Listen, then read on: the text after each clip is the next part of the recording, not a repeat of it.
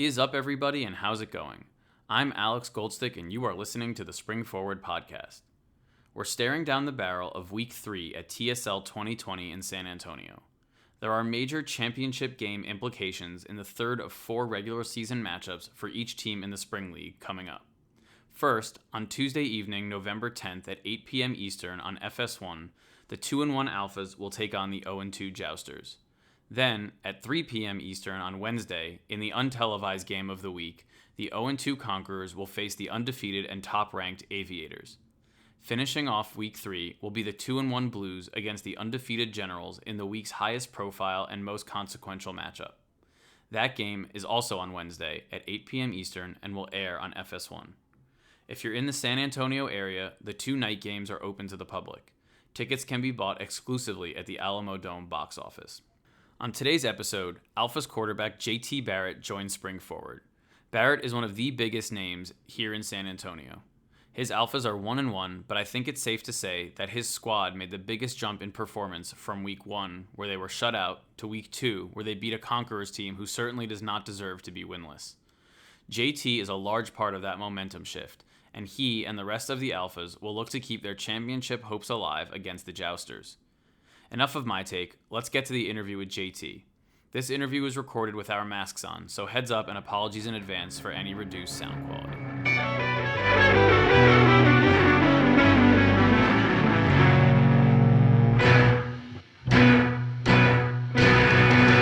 JT Barrett is a born and raised North Texas native who is best known for his illustrious career as the quarterback at Ohio State. He's at TSL 2020 in San Antonio now, where he was selected by and is the starting quarterback for head coach Steve Fairchild's 1-1 Alphas. JT, welcome to the pod. What's happening? What's going on? So Texas is a big place, but no matter where you are in the state, you can bet you're going to find people that are in love with football. You're from Wichita Falls, which is a little over 2 hours northwest of Dallas, according to my Google Maps research, pretty close to the Oklahoma border. I'm a Northeast New York kid, so I'll ask the most cliche question possible to lead off. But what was your Texas Friday Night Lights high school experience, and other sports for that matter, like? Yeah, it was a great experience. I mean, you hear about Texas football and what it does for a town and a city, and I feel like that was how my hometown really was essentially. On Friday nights, if it was not just our football game, but if somebody else was there, everybody in the town was out. And also too, there was other sports, and it was just kind of like what you would think of a Texas football town coming out on Friday night, supporting the teams and having a good time for the kids that are out there playing. It's obviously not a spoiler. You're most famous for being at Ohio State, but I'm sure you were heavily recruited by other schools out of high school. Mm-hmm. So how'd you decide to head to OSU, especially considering you tore your ACL senior year of high school? So I know your high school career was cut short. Had you committed already, and did that change when you tore your ACL? Yeah. I was committed to Ohio State already. I committed April 18th of 2012. So I committed then. So that's your junior year. Yeah, junior year coming to my senior year, so that was 2012. But committed, and then tore my ACL on October 5th, 2012. But they able to keep me as a commit, and was fortunate enough to go out there. But the biggest thing about Ohio State was winning. I wanted to go to a place where I was going to win football games, and where did I feel like I was going to be able to be a part of winning in that winning culture atmosphere. And Ohio State really stood out when it came to that. And also, other things, one part of it was education and, a family type environment. And a side story that really stuck out to me, I was on my visit up to Ohio State, and me and my dad are staying at this Red Roof Inn down the street, and we walked to the McDonald's, which was right down the way.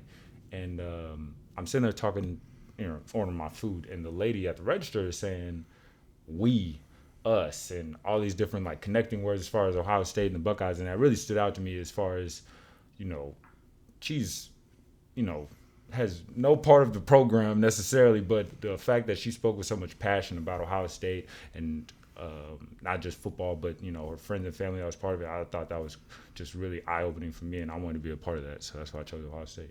Were you looking to get out of Texas, or were there schools that you were considering closer to home? Yeah, I was, but at the end of the day, I wanted to win, and it really didn't matter where it was at. I was fortunate enough to where my parents didn't necessarily restrict, or they didn't really have a say on where I wanted to go. They was like, wherever you're at, we're going to go there and support you. So I was fortunate to pick where I wanted to go. So playing at a school like Ohio State, while it may not come with the glitz and glamour of the NFL, or maybe it does, but it puts you on the same level in terms of media attention and fans you're playing in front of on a weekly basis, sometimes even bigger, with the Horseshoe and other Big Ten stadiums. How do you handle that transition from high school to nationally covered college football? Yeah, it was definitely different. I grew up in, like I said, Texas, and I didn't see much of Ohio State. I, saw Texas, Oklahoma being I was close right there. Texas Tech, a lot of people that went to high school went to Tech, and so I knew basically the Southern teams and LSU. My family grew up in, or my parents and grandparents are from Louisiana, right? So with that, I grew up on that type of thing. So with that, didn't know much about Ohio State, but yeah, when you come to starter, you find out really quickly how big it is being a quarterback at Ohio State. So it was I guess, to learn on the fly. I mean, the year I came in and started playing, I saw Braxton the year before when I was redshirting, how he handled being a quarterback. And then when it was my opportunity to, go out there and play, it was one of those things where it was kind of learn on the fly and really see the impact it has on people. So it was pretty cool. I don't know if you saw it after the fact or if your family was watching, but your former coach, Urban Meyer, filmed a piece breaking down your game on the FS1 broadcast of the Alphas game last week. Convenient that he's employed by Fox now.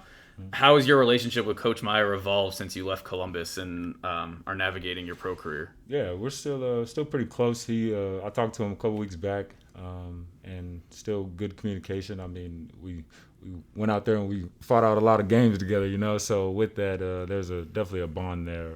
But that's my coach. I appreciate the things he's done for me, not just with football, but just the lessons learned and things like that. So there's always appreciation and respect there. Now, apologies to my brother, who I hope listens to these episodes, but he went to the school up north, and I'll respect you and my calling it that if he's listening. But you're the only quarterback in the game's history for either team to go 4-0 as a starter. Ohio State obviously has lofty goals every year, but that game is something special in the fabric of college football and American sports in general, no matter how either team is doing that season. What does that game and having so much success against your biggest rivals mean to you now that you're 2 years out of college?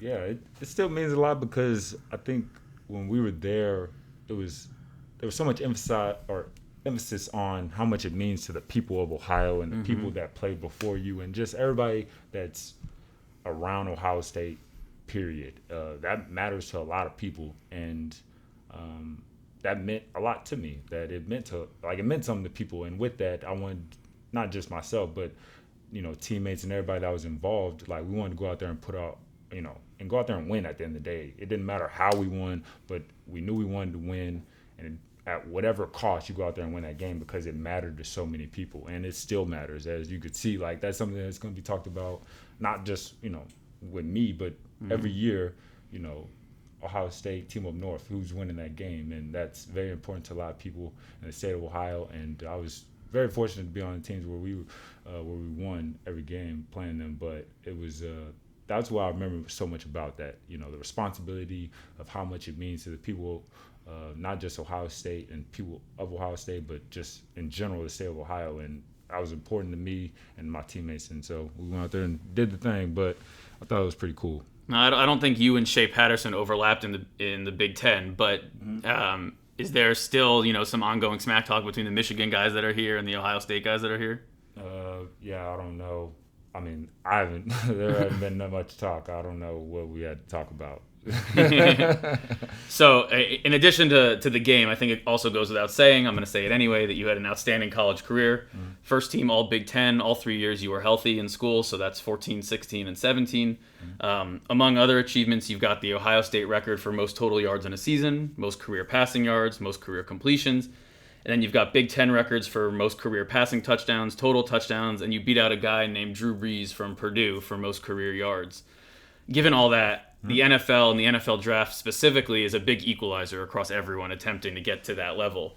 What was that process like for you? It was definitely different. The draft process, and I would say the draft process, which I mean you would think it would encompass those months before everybody's the start of that season when you first come out, right? So with that, it was definitely different navigating, how the NFL works, right? Or and I really didn't know then. I feel like I have a better idea now, but then it was just a deeper understanding of like how things really go on and how things operate. Some teams like I went to the Saints and I was fortunate to be there, but do they need a quarterback? You know what I'm saying? So there's a lot of different things that go into when somebody's drafted. Why are they drafted? There's a lot of factors. So and there's no formula for anybody. So with that, it was a learning experience. At the end of the day, I was fortunate to be a part of the combine and different things. So at the end, it was pretty cool. So I just mentioned Drew Brees. You just mentioned the Saints. You were signed as an undrafted free agent where you were with them on and off for your first year in the NFL, rising as high as their practice squad for about 8 months. Regardless of where you went to school, what's that first moment in the NFL like? It is an opportunity. It's one of those things where it is. I feel like for me, it wasn't what I thought it was. Right, like it just like where I was necessarily on the team. It wasn't what I thought it was, and you really see the work of it. The being with the Saints, like it is a job, but you saw how much and how like pushed to it, where you could see that this isn't just for fun on Saturdays no more. You know what I'm saying? So it was definitely different, but grateful for it. You mentioned your parents and grandparents were Louisiana natives. Did that play in at all to being on the Saints? Yeah. My grandparents, my bad. My grandparents are from Louisiana. My parents grew up in Texas, but it was it wasn't necessarily being closer to them. It wasn't necessarily that. It was more so where I feel like I was going to grow as a person, as a quarterback, and different things like that when it came to being undrafted. So with that, I wanted to be a part of the Saints offense and what they do offensively. You see Drew year in year out spin the ball, and that was something to learn. His routine and different things like that. That was something I wanted to be a part of. As offensively, how they go about their business. So besides the Saints, you've been with two other teams in your NFL career, the Seahawks and the Steelers. I'm sure it's never a light decision to bring someone of your name recognition into a team and then the same for letting you go. Are there any consistencies in what teams have been telling you to focus on in order to stick, or is that something that you've got a specific focus based on that feedback while you're here in San Antonio at the Spring League? Yeah, being here in San Antonio, I can't really get film. It was the biggest thing was, he doesn't have enough film and different things like that. So how do you go about that? You got to, be a part of be a part of the team and have preseason, or be a part of things like this and get an opportunity just to, have tape. So that was really what was the word for myself, is like, he needs tape and different things like that, which with the COVID stuff happening, kind of led us to this position. But I'm definitely very grateful to be here and just the opportunity to come out here and get that tape of, that's necessary to go and for that next level. So that was the conversations I got from teams where we need to see them play. And so how did you find out about the Spring League? Because as you said, COVID has really stripped a lot of the opportunities to get film away, whether it's the XFL, whether it's preseason. How did you find out that the Spring League was happening? Yeah, it was I feel like I've seen the Spring League before. I didn't know much about it, but it was something my agent reached out to me about. I want to say it was 2 months before it started going, really. And he was like, well, this is on the back burner for right now, just in case if something comes up, a team calls, whatever. But this is an opportunity to get that film that is necessary or that we need in order to continue to, pursue our football dreams and stuff. So that's how it came about, and thought on it a little bit, and then just really saw how nothing else was really going on at this time. So with that being said, we're here and trying to make the most of it. I don't know much about Texas geography, but do you have any prior relationship with San Antonio or the Alamo Dome? Not necessarily me, my family. My mom and dad were stationed here in the early 90s. My older brother was born in San Antonio. So that was the relationship, and we grew up Spurs fans in my household because of it. So, that's the relationship we have with San Antonio. Can you talk about some of the guys you recognize here at the Spring League? Maybe you've crossed paths with them before in your football career. Maybe some new faces that you're connecting with that have surprised you. Well, I got my dog Dame Webb, who's here. We played ball together at O State, so that's my dog. And then Also on the Alphas. yeah, and then there's different people where have been training or different like cross paths and leave. It's a lot of people that are here, so I don't want to start rambling names and miss somebody. But yeah, it's definitely whether it been college or times in the NFL or time being in the NFL, or just working out and seeing people in Dallas. That's where I live now. So it's like, yeah, you come across a lot of faces, and with that, it's been a good experience for all of us, I believe.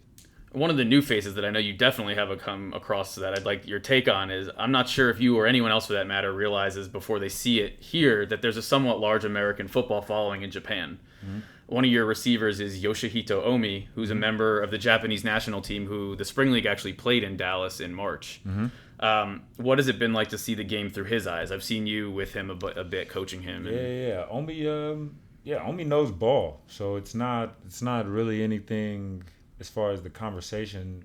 Like he understands the language of football as well, and different conversations we have about coverage and routes and different things like that. So he understands all that.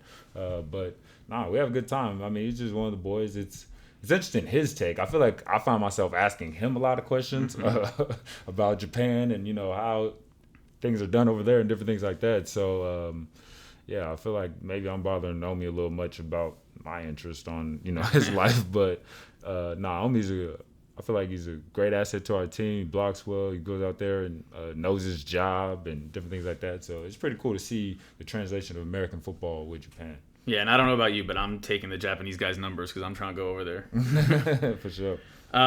In my analysis, the Alphas made the biggest leap between week 1 and week 2 here, going from being shut out by the Blues to beating the Conquerors on your first national TV game. Mm-hmm. Take us through your view of how those two games went and what the biggest difference was between a bad week 1 and a redeeming week 2. Yeah, week 1 was rough. I think it was just a lot of things, whether it been jitters and it's been a while for not just myself for sure, but other guys as well. Just being out there again, all of us, first time playing together, new plays, new people. I mean, there's a lot of factors that go into it, but I think one thing that helped us was at the end of the day, it was practicing well and having good practice, and that good practice leads to a better result on game day. So that's a formula that works. It's not a crazy formula. If you practice hard, and the game should be better. And so with that, we had a good week of practice this past week when we had played the Conquerors, and with that, we had a better performance on game day.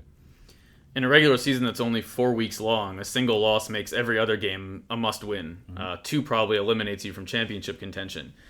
In that way, maybe it's a little like college football, although only half the length. Mm-hmm. You're playing the winless Jousters tomorrow night, Tuesday night on FS1, and then you finish the season by playing the Blues again.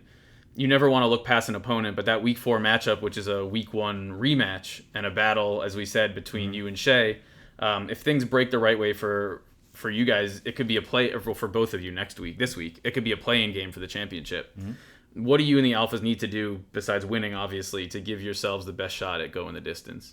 Yeah, I think one thing for us is speaking on our offense, it was definitely one play at a time. Control what we can, and then at the end of the day, go out there and playing with confidence and knowing what to do and playing fast. I think with that gives us the best opportunity to win. And also, I'll speak for that for the defensive side as well. Just going out there, knowing your assignment, going out there and reacting and not thinking. That's how you play well and get yourself ready to play. So with that, I think if we take that approach and practice well and attack every day, I think we're putting ourselves in the best position to go out there and play. You spoke a little bit before about sort of the limitations of not having a lot of time to practice. Mm-hmm. I'm wondering, all 6 teams at the Spring League are brand new. What kind of scouting and opponent-specific prep are you able to do on a weekly basis to get ready for a unique opponent?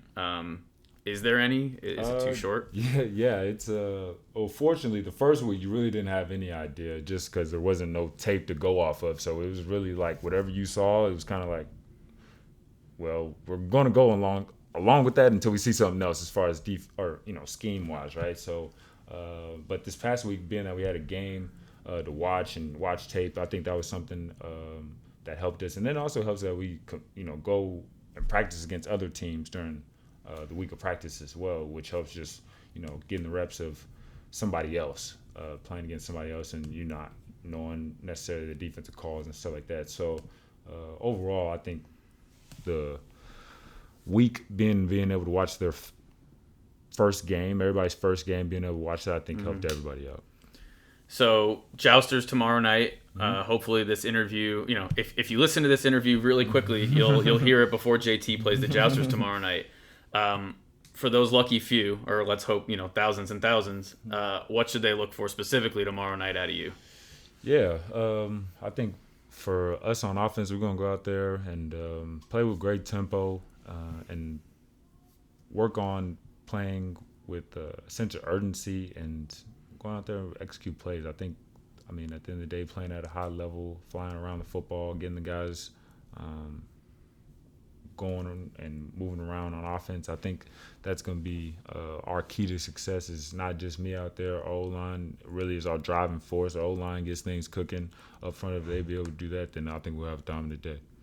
All right. Well, we're hoping for the best. Unfortunately for the Jousters, they're probably already eliminated. So I'm rooting for the Alpha's momentum to continue. And I really appreciate you taking the time out of prepping for tomorrow to join me.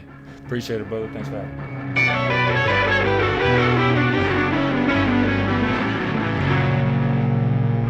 All right. That will do it for this episode of Spring Forward.